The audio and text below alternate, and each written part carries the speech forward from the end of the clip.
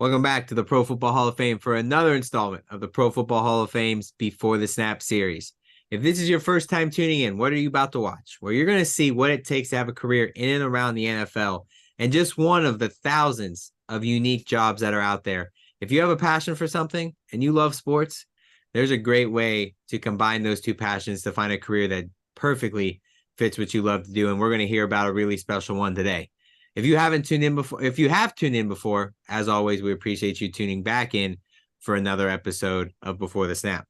My name is Jake Ray. I'm the Youth Education and Leadership Manager here at the Pro Football Hall of Fame, where it's our mission to honor the greatest of the game, to preserve its history, to promote its values, and to celebrate excellence together. Those values we promote are those of commitment, integrity, courage, respect, and honesty that not only made our 371 Hall of Famers the best football players, minds, businessmen that they were, it made them great people too, and truly can make you a great student and makes us here at the Hall of Fame and our special guest today the best employees of the organization that they work for. So it's going to be cool to hear how these values, you're going to hear them pop up throughout the program today for sure. Before we do get started, some thank yous I'd like to pass out.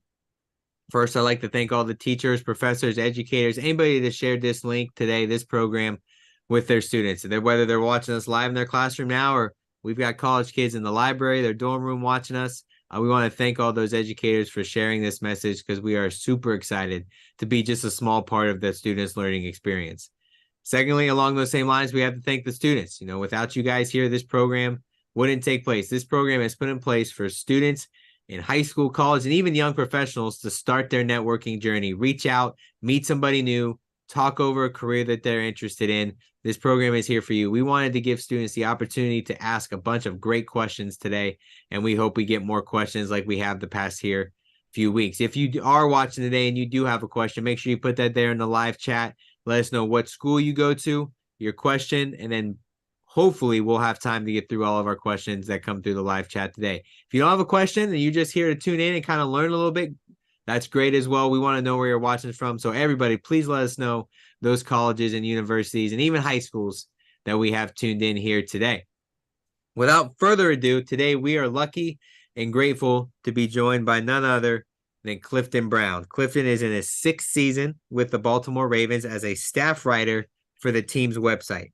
In addition to writing articles for the website, Mr. Brown also has hosted a 10-episode podcast called Black in the NFL, interviewing players and coaches on race and the role of athletes in society following the murders of George Floyd in 2020.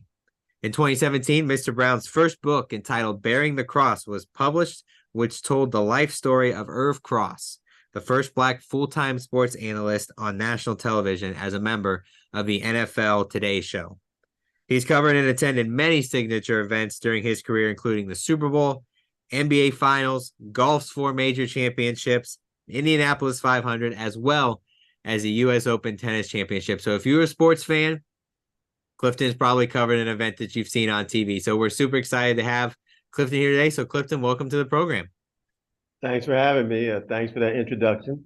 I'm just happy to be here, happy to answer any questions. Don't really want to talk a lot about myself. Would rather just, hear what you guys want to hear about. I will, I guess, open with a story. As a high school senior, I thought I might want to be a sports writer, but wasn't really sure. I got accepted to this journalism program, summer journalism workshop at Temple University in Philly, where I'm from. And after I got accepted to the program, I decided I was not going to go because I had a summer job and I was already accepted to college and I wanted to hang out with my friends for that last summer after high school. Well, my mother was quite upset that I wasn't going to this journalism program. So unbeknownst to me, she told my grandmother that I got accepted and I wasn't going to go. So my grandmother was the matriarch of our family. No one ever crossed her. She invited me over for dinner. I thought I was just going to get the usual macaroni and cheese, chicken and everything. And in the middle of dinner, she looks up at me and she says, "Yeah, I heard you got accepted to this journalism program. I heard you don't want to go. You're going to tell me all about it when you get back." So that was the end of me not going to the journalism program. I went, had a great time, and from then on, I wanted to be a sports writer, and that's what I've really spent my life's work doing. Awesome. It's always cool to see how everybody got into the profession that they're in, whether it's something their parents did, just a passion that they had. And it sounds like your life trajectory would not have been the same without that one dinner with your grandma there. So it's very, very cool to see. So Clifton, we always like to start the program out by just giving the students tuned in a kind of a 10,000 foot view on what life looks like with your career. So what does the day-to-day look like for you? Some things you do throughout the week. Can you just give us kind of that 10,000 foot view of what's your job, what you do, and some of the things you handle? Sure. Right now, I'm speaking to you from the Ravens practice facility in Owings Mills, Maryland. This is where the Ravens practice and train. They play downtown on Sundays at M&T Bank Stadium in Baltimore, which is about 20 miles from here. But my office is here. I come to work here every day. I go to practice, Wednesday, Thursday, and Fridays right out here on the practice field outside my office. Their locker rooms are here. After we watch practice, locker room is open, interview players, write stories for our website. The easiest way to see my stories is go on BaltimoreRavens.com. And we record podcasts here. We have a studio, cafeteria, lunch. It's a beautiful facility. But my day-to-day job is to come in, write stories, do videos, do podcasts, whatever we can do to try and feed the insatiable appetite of Ravens fans. That is my job. It sounds like the day-to-day is completely different. Now looking at your career specifically as a writer, obviously you're going to be working on stories and podcasts and putting a bow on all these stories you're putting together. But, just like everything else, sometimes breaking news happens. Players get traded. Somebody gets signed. Somebody gets hurt. So can you talk to us a little bit about what your planning process is like, how you go about planning what you're going to do throughout the week, what your story is going to be like, and how do you have to adapt when something big breaks or you have to change up what you're working on? Yeah, good question. We have a budget that myself, we have an editorial director I work with, Ryan Mink. We have video people in our video department. We have a daily budget that kind of plans out our week. Part of my job is to try and come up with story ideas during the week. So, if Lamar Jackson has a big game or Odell Beckham, this might be a good week to do a profile or someone like Geno Stone, who leads the league with 5 interceptions. No one expected that. This might be a great week to do a story on him. But then as far as things change, and obviously every Sunday, unfortunately, usually someone will suffer an injury. So that person may be out for a few games. We might sign someone to replace that person, elevate them from the practice squad. We're always making roster moves like that. So when stuff happens, as soon as the front office tells us it's okay to put that information out there, then yeah, we want to get that information up quick because yeah, if someone's coming off the injured list, fans want to know that. If someone got hurt, they want to know how long they're going to be out. So yeah, whatever's going on with the team often dictates whatever we write and do podcasts about. How does your game day different from your day to day? Obviously, we've talked to so many people who work in and around the NFL, and everybody's game day is just a little bit different. So what does your game day look like compared to a normal Wednesday when you go in the office? Right. I mean, I kind of described a normal day. So game day, if it's a home game, instead of coming here to Owings Mills to the practice facility, I go downtown to the stadium. Say a 1 o'clock game. I usually get to the stadium by like say 10:30. You want to beat the traffic, and also before every game, our inactive list, the players who are on the team but won't play, that comes out 90 minutes before the game. So I actually do a story on that at say 11:30 for a 1 o'clock game. Okay, these guys are inactive for today for whatever reason. These guys are active. Then, of course, once the game starts, you're going to do stories after the game about who won, who lost, and who played well. But during the game, if someone suffers an injury and isn't coming back, I'll give an instant update on so and so, has suffered a sprained ankle. They will not return, so fans can keep track of what's going on while the game's in progress. For road games, I'm fortunate enough to travel with the team. So usually for a Sunday game, we'll leave Saturday from the airport. We'll fly to, last week was Arizona. We actually, when we go west, we leave 2 days early. So we flew out to Arizona last Friday, got into the hotel Friday night. Saturday's kind of a slow day. So that was nice to be in sunny Arizona last Saturday. Sunday, take a bus with the team to the stadium, get set up in the press box, do the day-to-day job, watch the game, write stories, interview players, and then get right on the bus with the team, leave the stadium, go straight to the airport, flew back to Baltimore, landed about 2 in the morning, Monday morning from Arizona, and went home. So, yeah, I mean, in this job, obviously, a lot of weekend work, a lot of night work, a lot of holiday work. We played Christmas Day this year in San Francisco. So, family's not too happy about that. But that's part of the pros and cons of going to nice places, but also having to work a lot of weekends and holidays. I can definitely understand that. But again, not being on the East Coast, probably not a bad trip to go out west there in December.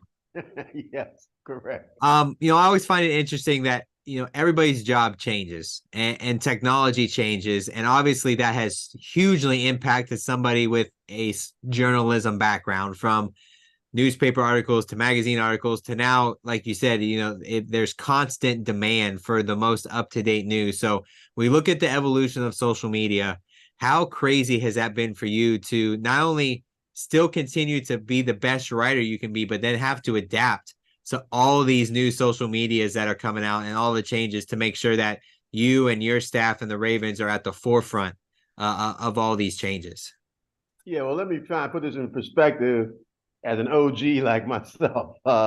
When I became a sports writer, there was no ESPN, let alone Twitter, Instagram or any other social media you want to name. None of that even existed. So I started my career in that vein where you would write newspaper stories and you were actually giving people information that they may not even known about. A West Coast game, they may have gone to bed, they may wake up, read the paper, trying to find out who won the game, let alone what happened. Now, fast forward to now, where you've got journalists, athletes themselves doing instant tweets about what's going on during the game. Really, when people wake up now, they already know what happened with the game. They know quite a few details, and you're constantly now looking to try and give them something fresh that they may not have known and give them content that's still going to make them read your story. So, yeah, the whole approach to doing stories, using social media as a tool, that has all changed during my career. And yes, I've had to adapt to that. I'm not as active on social media as some of my colleagues, but I've definitely had to adjust to the information cycle where it's 24/7 all the time with news. And yeah, that's been one of the challenges of being in the profession as long as I have. Now, obviously, working for an NFL team, you obviously build a relationship not only with your colleagues, but how inundated you are with the actual team itself, building relationships with front office staff, coaches, and players. What is that like? Because I think there's a certain level of trust that writers and media members within the building have with the team and coaches. And so on your side of things, how important is it to build that trust? And how can students kind of relate that to something that they might be going through using some of the experiences that you've had? Yeah, well, trust is crucial.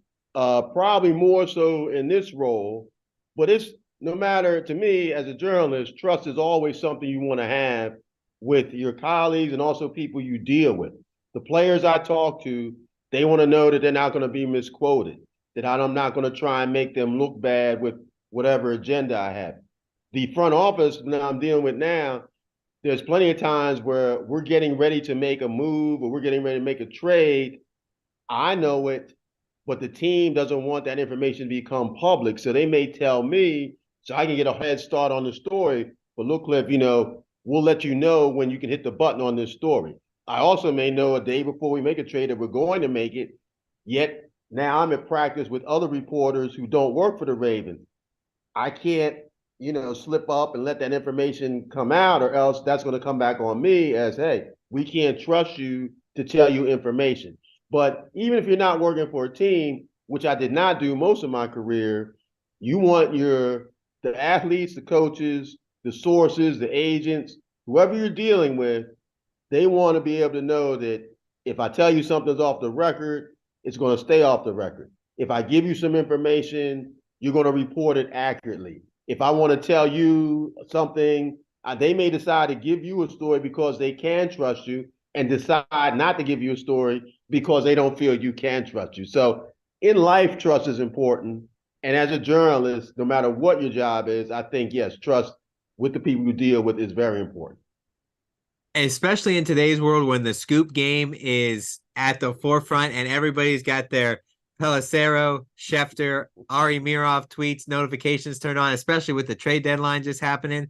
Right. I assume that there's always that tough balance. But like you said, if you're a professional and you know how important that trust is, that outweighs being the guy to get the scoop or let the people know that when it comes out first. So I think that you talk a lot there about, you go back to some of our values, integrity. That's huge, especially in the stuff that you're working on. So got a message here from Nathan, got some questions from our college students rolling in. So I'm going to throw it over to Nathan for the first couple questions from some of the people we have watching. Yeah, thank you, Jake, for sending it over here. And Mr. Brown, thank you again for being a part of the program with us today. I hope our students are able to, really take something from it. Hopefully they're taking notes because there's already been some good nuggets out there. But our first question that comes specifically from a student is from Josiah. Josiah is a student at UNC Pembroke. Wants to know, what is your favorite story that you've been blessed to have the opportunity to cover while working in the NFL? Wow. That's a good question. My favorite NFL story. I would have to say that the first thing that pops into my mind would be speaking with Larry Fitzgerald, who great receiver. Think he will be a future Hall of Famer. Played for the Arizona Cardinals. They lost a heartbreaking Super Bowl to the Pittsburgh Steelers years ago, really on the last play of the game. And Larry's one of the classiest reporters I've ever, or athletes I've ever worked with.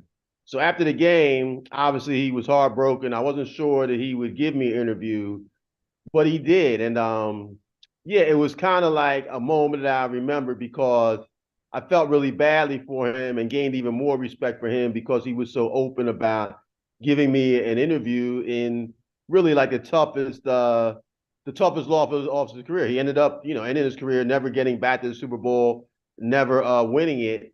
And sometimes, yeah, it's easy to write stories when people are feeling great and, they're happy and want to talk to you. The harder ones are when they don't feel good and you still have to try and talk to them. And again, that goes back to that trust. If you have a relationship with that type of player, then sometimes you can get a story when other journalists in the same position may not want to do it. So you've mentioned trust and relationships a lot. I'm going to steal the spotlight for just a half second. Our students have more questions, but when guys are added to the team, whether it's through a trade, it's free agency, the new draft class, how do you, in your time and your experience, how have you found like the best way to foster those relationships, to start building that trust with those players, who maybe, whether it's 6 months, 12 months, or 3 years down the line, now you need to feature into a story. So how do you go about trying to create those relationships as the Ravens add new players to the roster? Yeah, I think one way to try and build a relationship with somebody is to read up on them and find out as much as you can about them before you even meet them. That way, when you do meet them, you can talk about, where they're from, whatever interests they may have, their families. That will immediately tell them if you've never met them before and you already know things about them, that at least you've taken the time to try and find out about them. And, you'll be surprised how much that can lead to a conversation that maybe you'll even use for a story, but it helps build a relationship. We traded last year for Roquan Smith from the Chicago Bears. Roquan is now, one of our top players. He's the heart of our team, but, he came in the middle of the season last year, didn't know any of us, and we had to try and get to know him quickly because he's a great player who we're going to write about not a lot. So yeah, I mean, with him saying when he came, my nephew happens to be a scout for the Chicago Bears, the team he used to play for. So I mentioned my nephew. He knows my nephew. We struck up a rapport immediately. To me, that helped get us off on the right foot. But to the students, I would say, yeah, read up on anybody you want to interview if you can before you meet them, because the more you know about them and can show them that, usually the better they respond to you. I love that piece of advice, and I love how you've tied it into our students because, they may never have the same position as you as a staff writer for an NFL team, but hopefully they're all going to have opportunities to interview for jobs, and if they know who they're interviewing with, if they can do that research ahead of time, with the director of youth and education or community relations or marketing or whatever position they're applying for, the more they can know about who they're interviewing with, like you said, now it becomes more of a relationship. It's not just transactional. I think that's great advice for our students. I'm glad you highlighted that for them. Next question from our students. This is from Winston from Wilmington University. Winston said, do you primarily in your role kind of work just solo or what's the team dynamic as far as staff writers go? Can you kind of speak to that a little bit? Give them an idea of how many opportunities there might really be with an NFL franchise. Yes, I most definitely do not work solo. There's another writer, our editorial director, Ryan Mink. We write the bulk of the articles, either myself or him. We also have a social media department. We have people, who tweet for the Ravens officially. We have a huge video department. We do videos here at the studio with players, interviews, podcasts. We shoot every practice. So we have people working behind the scenes, cameramen, technician, writers. We have quite a few businesses here. And then that doesn't even take on like the business side, whether it be ticket sales, doing commercials.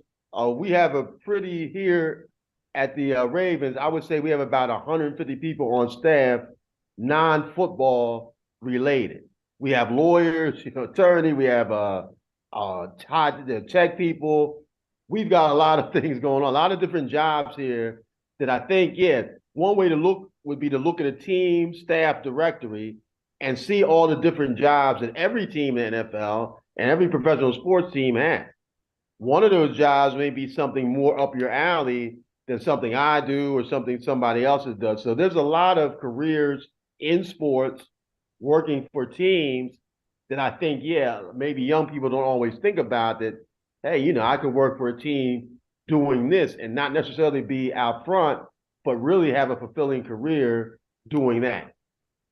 I think what you really just told us is regardless of the major or primary studies that our students are taking there in college, there's probably a way they can connect that to a career working in sports or working in football, just with the wide range of job titles that you even emphasize right there.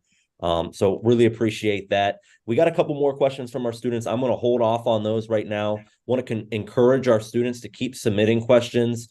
I know Mr. Brown would love to hear those, but for now, I'm going to send it back to Jake. I think he's got something special for us cooked up from live inside the museum. Jake, it's all yours, though. Awesome. Thanks, Nathan. Clifton, you got to be careful with those descriptions. We might hire you here at the Pro Football Hall of Fame to give our careers in the NFL presentation, because you said almost exactly some of the things we say when we talk to students all over the country. But none of fact, we'll ask for your resume and your cover letter here in a couple of weeks or so. Nathan was right. Throughout the idea there, what we are at the Pro Football Hall of Fame is we are a museum first and foremost. We tell the history and the story, the timeline of what we know as professional football. And we always have the goal to incorporate that museum in everything that we do. So we thought, what better way to do that than send it live into the museum to the Director of Youth and Youth Education and Leadership, Jerry Shockey, who's in front of a display that might kind of relate to your career, but he's really going to dive into how important that time frame he's referencing is. So, Jerry, whenever you're ready, the floor is yours. All right. Thank you, Jake. Thank you, Clifton. Thank you, Nathan, as well. Students that are tuned in from across the country, high schools, colleges, and young professionals. What an awesome opportunity every Friday to connect with an industry professional. And And Jake, you're right. I mean, we should bring Clifton in and do some of our video conferencing programs, because he did a wonderful summary of all the unique opportunities. As a sport business major, you know, my University of Mount Union was always sales, sales, sales. I was not a salesperson, so I wanted to go community relations or something else. But you start looking up, we get the opportunity to dive into media guides for all the NFL teams. So if I'm connected with students in Houston, Texas, we'll open the Texas media guide. And what you'll see is, like, an average, I probably go through 15 or 20 this a year. Probably the average staff size is probably 250 to 300, depending on the team. I mean, you look at the Bills, especially the Dallas Cowboys, the staffs that they have are just humongous that they have. In some cases, 400 plus staff members working behind the scenes. So as Clifton already wonderfully summarized, there are tons of job opportunities out there. And today we're talking about one of those. When you want to talk about writing, reporting, those kind of jobs here today. But we're in a pretty special room here today. It's called the Rotunda, and it goes through the first 100 plus years of football. It goes by decade. And it starts all the way back in 1892 with the signing of the first professional player. I got the name, and now get this, William Pudge Heffelfinger. And I do apologize if there's any background noise. That's awesome, because that means we have a lot of fans here today at the Pro Football Hall of Fame, which is a good thing for us as well. It goes to names like Jim Thorpe, Red Grange. It goes all the way up to more recent Hall of Famers and stars like LaDainian Tomlinson, Peyton Manning, and even a guy by the name of Ray Lewis. And now I'm standing in front of part of that timeline that highlights the 1990s. And we could see, if we went down, you'd be able to see the NFL expands in 1995, adding 2 franchises, the Carolina Panthers, Jacksonville Jaguars. You see the NFL's current instant replay in 1999. But specifically, above me, and I know it's a little hard to see, is 1995 NFL.com launches as the first major sports league to launch their own website. And it wouldn't be long after that until teams started launching their own websites as well. And so, Clifton, being at it for a long time in the industry, in the writing industry, and especially sports writing, how have you seen that impact? You know, especially in that 90s. I mean, we'll have to think about this. You know, I'm 46. I'm guessing, Clifton, you're around 40 or 41 or something like that, right? So, my man. So most of these kids were not born until the 2000s that are tuned in right now. And so, how has that evolved? You know, how did that change your job in the 90s and what you do, or more opportunities to get out to more people? And then you've already touched on it a little bit with the social media, the instantaneous access. How do you see this continue to evolve, just the digital media area, as you continue in your job? Yeah, well, I think all teams, NFL teams, and even other sports, their media departments are growing.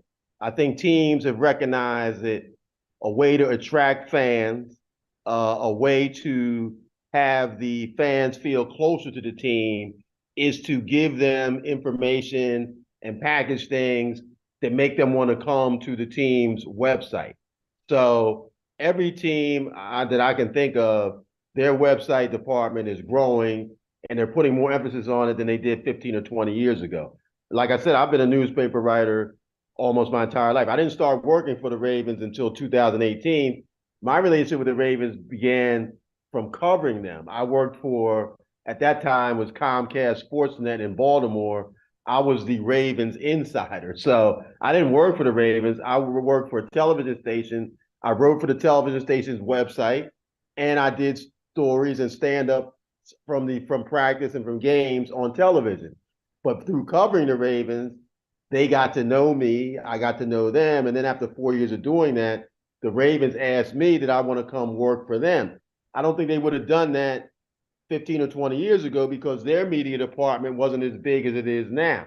And they weren't necessarily looking for people with my type of background to work for them. But for students now, yes, I mean, as you mentioned, there are so many jobs within teams. And to me, that's only going to continue to grow. Newspapers, quite frankly, a lot of them now are going through tough times. And, you know, starting in a newspaper business and having a whole career in newspapers, to me, is tougher now than it was when I got into the business. However, having a career with a team and social media, there are more opportunities now with teams, way more than there were when I started the business. So I wish I knew where the whole business was trending, but I definitely do believe that as far as NFL teams hiring people whether it be in media or other areas, it's only going to continue to grow. And students should really consider working for teams if they're looking for a job opportunity, because once you get within a team, you could even switch your role within the team once you get your foot in the door. Perfect. I appreciate it, Clifton. And students, again, remind you to submit your questions. Make sure you state your school, your name, school name and all that stuff. Get those questions in. Valuable resource here today to give you a lot of insight into the industry hopefully, hopefully get a job in sports. That's what we hope to accomplish here, that young people will have a desire and a passion to go into sports, see all the opportunities out there, prepare your background to achieve one of these careers, and then network and seek wisdom and advice from folks like Clifton that have been in the industry for a while and know the ins and outs and can help us along. So thank you again, Clifton. Students, get those questions in, and Jake, I'll send it back to you. All right, thanks, Jerry. Clifton, you've mentioned a few times now you've never your whole career was not spent working for an NFL organization, and looking at your history here, obviously you spent some time working for the New York Times, which obviously is one of the most well-known publications not only in the United States but in the entire world. What were some of the things you learned from that, and how did that make you the great sports writer that you are today? Well, thanks. Yeah, I was at the New York Times for 19 years. I came there from the Detroit Free Press. I was covering the Detroit Pistons for the Detroit Free Press, and I was hired by the New York Times to cover at that time the New Jersey Nets, which are now what are they? The New York Nets, the Brooklyn Nets. At that time, they were the New Jersey Nets. I was hired to cover them, and in my time at the Times, my 19 years there, I covered the Nets, the Knicks, the NBA, professional golf, and then I made the switch to the NFL in 2005. So I've been covering the NFL since 2005, but I started my career covering high schools, and the first part of my career covering professional sports was the NBA. So yeah, I've done a lot of different things, and that's another thing with students: be as versatile as you can. You want to be able to, if you can write, if you can edit, if you can do video work, camera work, if you can speak a foreign language, the more things you know how to do, it makes you more hireable, and it also allows you to do things that other people can't, which can make you more valuable. So, some of the moves I made and some of the beats I switched were my ideas. Sometimes they came to me and said, "Do you want to do this?" But proving that you're versatile and you can do more than just one or two things will always help you in your career, no matter what you're doing. I think that's super important, and that can not only be for writers, that goes to anybody who has a job in any sort of field. So it's a very cool message there.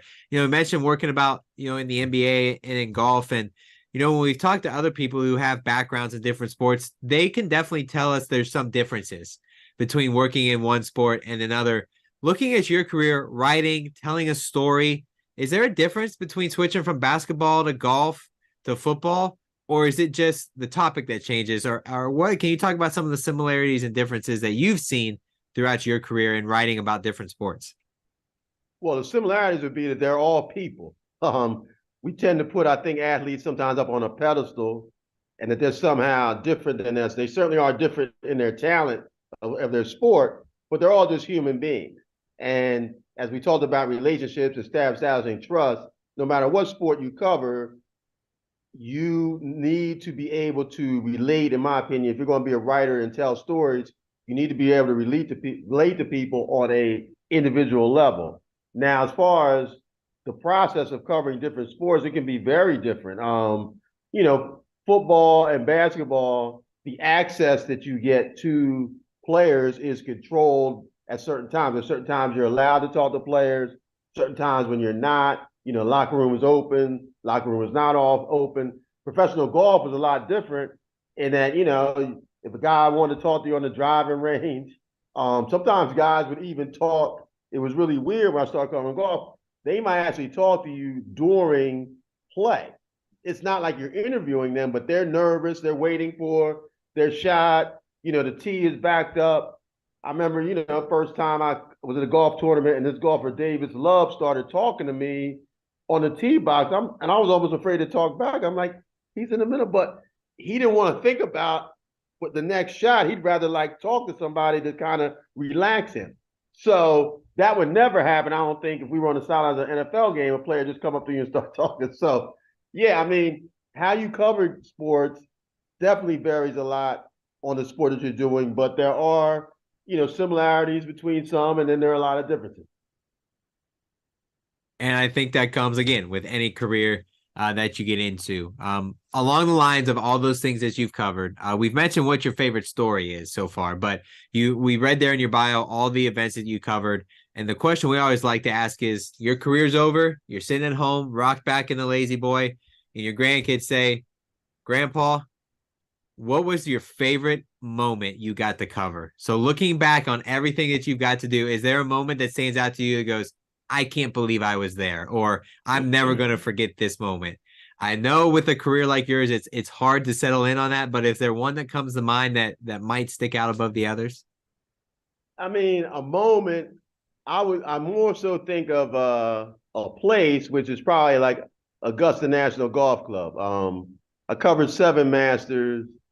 I never would have thought, even when I was 30, 35 years old, that I would ever cover a Masters, because I hadn't started covering golf yet. That I would be able to go to Augusta. It's such an exclusive place. And then, I actually got the chance to play Augusta once. So, yeah, that's probably like the place that is most that I would feel that was least likely for me to end up having any type of connection with. That would be my answer. I mean, it's a historic place.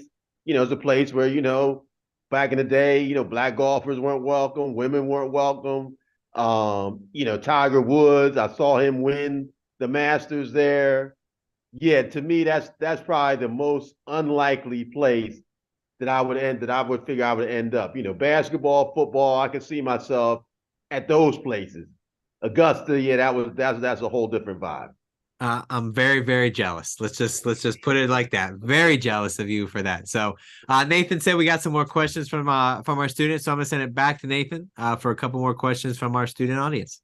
Yeah, thanks again, Jake. This question comes from Brady, a student at the University of South Carolina, and it sounds like Brady has an interest in writing and media, and he's just curious, in your experience, how has it changed?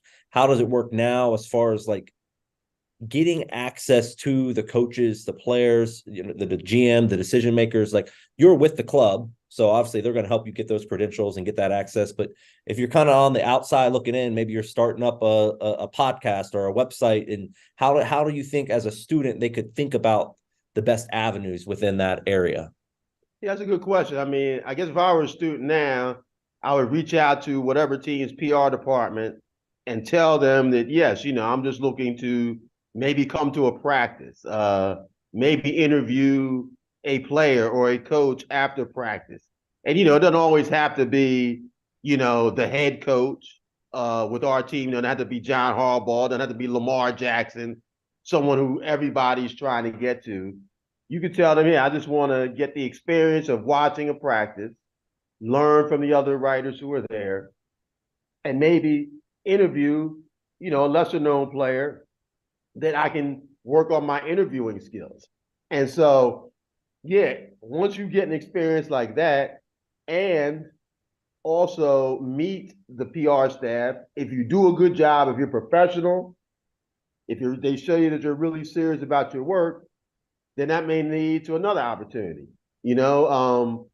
Just try and open as many doors for yourself as you can. You can contact newspapers, same thing. Do they need somebody to do some freelance work? Obviously, anytime you're in college, you want to work for your college newspaper, your college radio station, or your college TV station. If you really want to do this, then while you're in college, that's definitely an avenue you should take advantage of, and you will gain experience. My first job as a newspaper writer, I sent them stories I had written for the Temple News because those were the stories that I had published. I couldn't get stories in the Philadelphia Inquirer or the Philadelphia Daily News, but I had articles in the Temple News, and my first boss saw the articles that I wrote for the Temple News, and it was a small newspaper. They were looking for someone young. He gave me a shot based on the articles he saw that I wrote for the Temple News. So for yourself, if you want to be a sports writer, then yeah, your school paper, broadcaster, your school radio, TV station, local TV stations. You just want to get as much practical experience as you can, and you also want to, as you guys mentioned before, network with the people you meet, whether it be sports writers in your town, PR people in your town, high school, college coaches in your town. Get to know them. They want to hopefully will establish a relationship with you. Those people they have connections. They may be able to help you get an opportunity as well. I think all that's great advice. I think especially the part about, approaching it with, a professional attitude and making sure that it's clear that you're serious about this. You're not just trying to, luck into getting to be at a Ravens practice for a day. Like, right. No, this is a career decision. You're trying to make it a job. And that can go a really long way. I think that's great advice for our students. Next question comes from a student, wants to know any recommended resources that you would advise the students looking into if they want to become a better writer or potential journalist. Excellent question. I think you should read a lot. Whatever you enjoy reading, reading makes you a better writer. And then also you should, anytime you read something that you like, you should first of all look for the person who wrote that story. Remember the person, okay, so and so, wow, that I like that article. Then look for other stuff that they've written and see if you like that as well. And then if there's something about that style of writing that is connecting with you, try and look at the way they use words and why does the way they write, what is it that they do that hooks me? Is it the way they describe scenes? Is it the quotes they get? Is it the words? Whatever it is, why am I hooked with this story? And then something else I read, I only read a couple graphs and put it down. And you can start incorporating writing styles and kind of make that more of your style, not, copying their style per se, but how do they use words? Words are kind of like musical notes. You can use them in all different ways. So when I was growing up in Philly, there were some columnists who I really liked their work, and then some national columnists, Jim Murray, LA Times, he was one of my favorite writers. Mike Wilbon, who's on ESPN now, he was a great columnist at the Washington Post. So people like that, I used to read, and I would look at the way they use words and how they would hook me on what they wrote. And yeah, it kind of just seeps into your own writing. So yeah, those are two things. Read writers who you like and just read a lot. You'll be surprised that when words start seeping into your head, it expands your vocabulary and can help make you a better writer. I love the comparison there to like writing and the use of words is like musical notes, because we all have different likes and dislikes in music, and that's obvious. But I don't think we always think about it the same way with what we read. We're like, oh, that's just another story or that's another book. Like we could lump it all into one big thing. But there really are styles and personalities that you're able to pull from in writing, and just the encouragement for students to continue to read in such a digital age. It's important. So hopefully they'll take that to heart and be able to learn from that. Last question I have from a student. I think this is a great one to kind of wrap up from our student questions, and then we'll send it back to Jake to kind of close things out. This is, do you have any advice for a 22-year-old college student that's interested in pursuing a job in media? Yeah, a lot of things I've already mentioned. Yeah, that was me working my first job. I got hired just before I was 22 years old in a small town in Florida, Boca Raton. My advice would be, other than things I've already mentioned, be willing to expand what you may think you are willing to do or not, whether it be be willing to move away. Your first opportunity may not be in your hometown. Be willing to take a job that maybe isn't exactly what you want to do, but it's an opportunity to gain experience.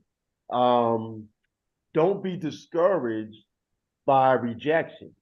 Uh, you know, I applied for internships when I was in college, summer internships, never got one.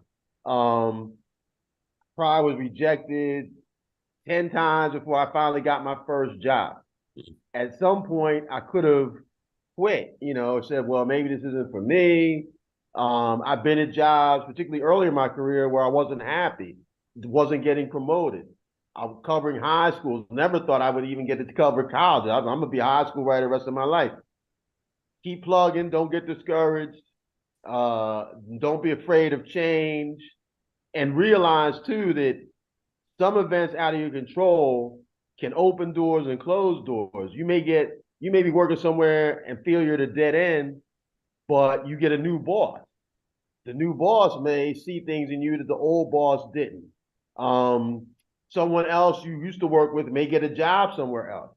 Then all of a sudden they're telling that person, hey, you should go back and hire this guy I was just working with. He's good.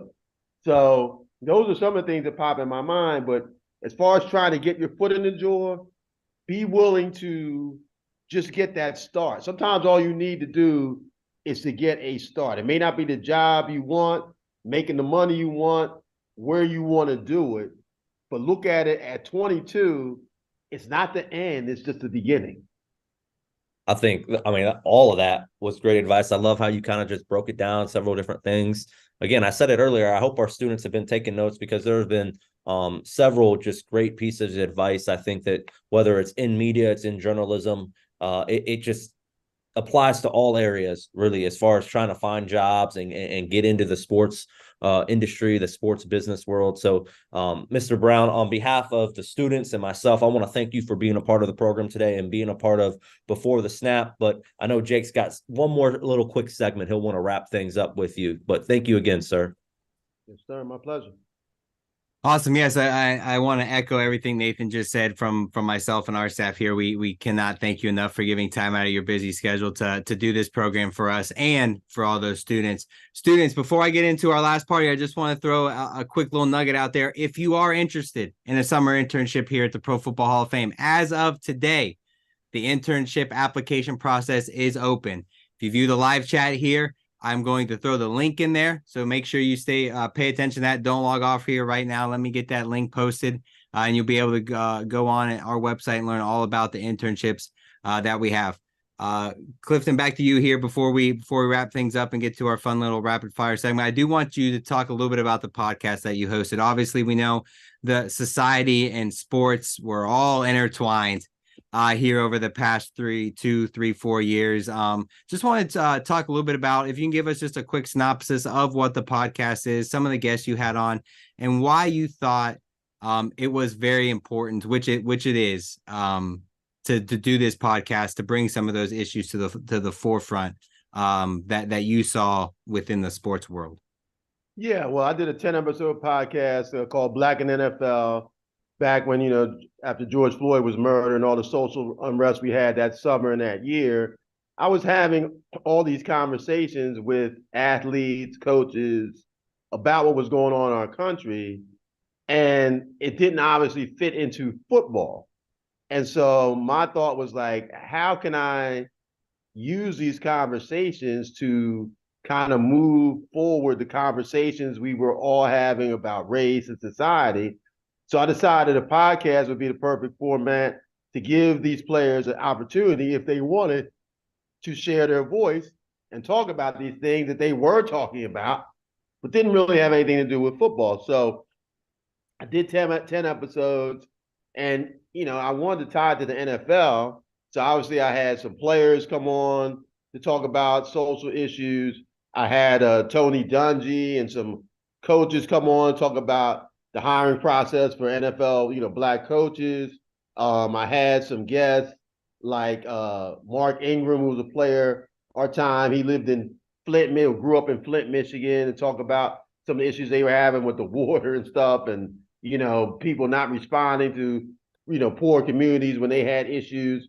So yeah, had Lamar Jackson on talking about black quarterbacks and some of the barriers they faced through the years in the NFL. So yeah, it was just a way to kind of challenge myself it's easy to say we need to do better. Well, what could I do as a journalist to try and do my little part to kind of move the needle forward and engage in conversation? And yeah, I was really surprised about the feedback I got from that podcast. Again, we only did 10 episodes. Just kind of felt like, in that climate, moving it forward year after year, we didn't want to continue it. I may revise it at some point, depending on what happens, but I just thought that was the perfect time, the right time to do it. And yeah, I mean, it was really something that it definitely had an effect on me, and I think it had an effect on people who listened to it. And yeah, quite frankly, it was something I was proud to do. Awesome. Well, it's definitely something I'm going to have to tune into and listen to. It sounds like it was is a great 10 episodes there. I know Nathan is a big podcast guy, so I'm sure he's going to add it to his list as well. Before we wrap up here, we do have a nice little fun segment we like to do. It's our rapid fire questions. We got 6 of them. Are you ready? I'm ready. All right. Number 1, LinkedIn, a great way to network or just another social media app? Great way to network. Number 2, GPA on a resume. Keep it on, leave it off. If it's good, keep it on. Number 3, social media accounts, public or private? Private. Number 4, jeans at work, all day, every day, never, or just on Fridays? Friday. Number 5, coin toss, heads or tails? Heads. And our final one, you score a touchdown. What's the go-to touchdown celebration? Ooh. I'll throw it way back and do the twist. All right. I love it. Awesome. Again, Cliff, thank you so much for being a part of the program today. Every program we like to wrap up the same way because we think it's a great way to send the students who have tuned in and watched our program here with one final message. So if there's one thing you want to share, maybe you've shared it already, maybe it hasn't come up yet. What's that one thing, that one message you want everybody tuned into the program today to walk away with? Believe in yourself. Keep your head up. Believe in yourself. This world now, can be a scary place. I know that a lot of young people have issues, with confidence, depression, loneliness. Find you where you can have confidence in yourself and believe in yourself. There will be some other people who believe in you, but it's hard to accomplish anything if you don't believe in yourself. So however you can get to that place where you can deal with life's up and down and believe in yourself, keep that in the forefront of your mind. Awesome. Can't think of a better way to wrap up this installment of the Pro Football Hall of Fame's Before the Snap series today, featuring a staff writer for the Baltimore Ravens, Mr. Clifton Brown. Again, Cliff, thank you so much for being a part of the program today. From myself, from Nathan, Jerry, and all of our staff here at the Pro Football Hall of Fame, we want to thank you for everything you've done for the game of football, and truly and directly and indirectly, everything you do for us here at the Pro Football Hall of Fame. Thanks so much. I enjoyed it. Take care. All the best. Awesome. As always, all of our students, make sure you like, subscribe, follow, comment, whatever it is on all the Pro Football Hall of Fame social media channels to stay up to date with all the great new content we have coming out here from Canton, Ohio. And I'll plug the Baltimore Ravens as well. Get to that BaltimoreRavens.com, do a little search for Cliff Brown, find all those articles and give Cliff some articles, some clicks, some reads to help him out as well. We are so interested to see all the great news stories going to be coming out of Baltimore here.